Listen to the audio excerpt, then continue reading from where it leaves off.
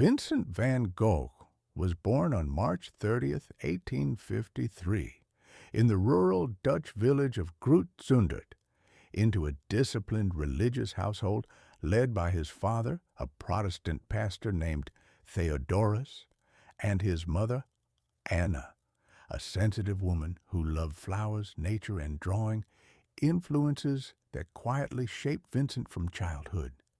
He grew up under the psychological weight of an unusual burden. 1 year before his birth, his parents had lost a stillborn son, also named Vincent, and the gravestone bearing his own name and birthday stood in the cemetery he passed every Sunday, creating a lifelong sense of ghostly duplication, identity conflict, and emotional fragility. As a child, he was solitary, introverted, and intensely observant, preferring long, silent walks in the countryside over social play, feeling drawn to farm workers, fields, storms, and changing light in nature. Before he ever considered art seriously, he lived through a series of restless, failed attempts at adult life. He worked as an art dealer for Goupil and CA in The Hague, London, and Paris. Initially successful, but ultimately fired for his uncontrollable emotional reactions toward clients. He attempted teaching in England without success. He pursued religious training and served as a missionary in the impoverished Borinage mining region of Belgium, where he slept on the floor, gave away his clothes, tended to the wounded, and embraced poverty so completely that church authorities dismissed him for excessive zeal. This devastating rejection pushed him into deep despair, but also triggered a revelation that he could express compassion, human dignity, and inner turmoil through drawing and painting. In 1880, at the age of 27, he committed himself fully to becoming an artist, teaching himself through relentless practice, studying anatomy and perspective, sketching peasants and laborers for hours, sometimes until his hands shook. His early works, like the dark and gritty Potato Eaters, showed his desire to capture the authenticity of rural life, though critics dismissed them as crude.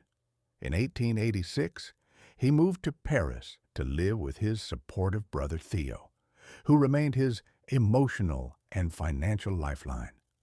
Paris exposed him to Impressionism, Neo-Impressionism, and Japanese ukiyo-e prints, radically transforming his palette from somber browns to vibrant yellows, blues, greens, and pinks.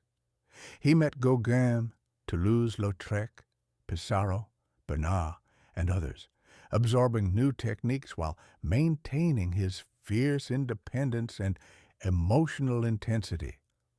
Overwhelmed by Paris's noise, crowds, and pressures, he moved to Arles in 1888, seeking tranquility and sunlight. There, he produced many of his most beloved works, including The Sunflowers, The Bedroom, Café Terrace at Night, and Starry Night over the Rhone, painting obsessively from dawn to nightfall. Van Gogh envisioned Arles as a haven for an artist's community and persuaded Paul Gauguin to join him, but their personalities clashed. Gauguin disciplined and analytical, Vincent impulsive, passionate, and increasingly unstable. Their relationship deteriorated into arguments that culminated in December 1888 when, during a mental breakdown fueled by exhaustion, anxiety, and fear of abandonment, Vincent famously cut off part of his left ear and delivered it to a young woman at a nearby brothel.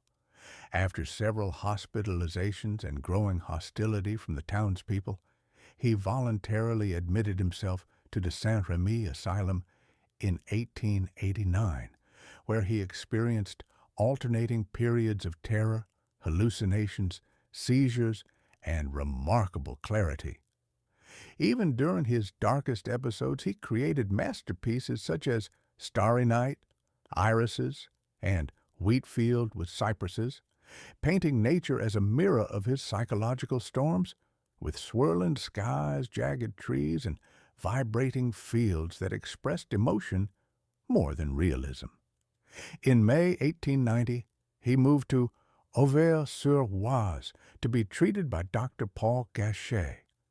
Producing over 70 paintings in roughly 70 days, a breathtaking burst of creativity mixed with growing despair as he feared he was an unbearable financial burden on Theo.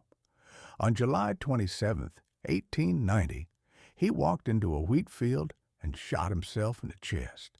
He managed to return to his inn, where he died 2 days later with Theo beside him, whispering that sadness would endure forever. During his lifetime, he sold only one painting, but after his death, his work transformed the course of modern art, celebrated for its honesty, color, intensity, and its embodiment of a man who suffered profoundly, yet painted the world with the desperate hope for beauty and meaning.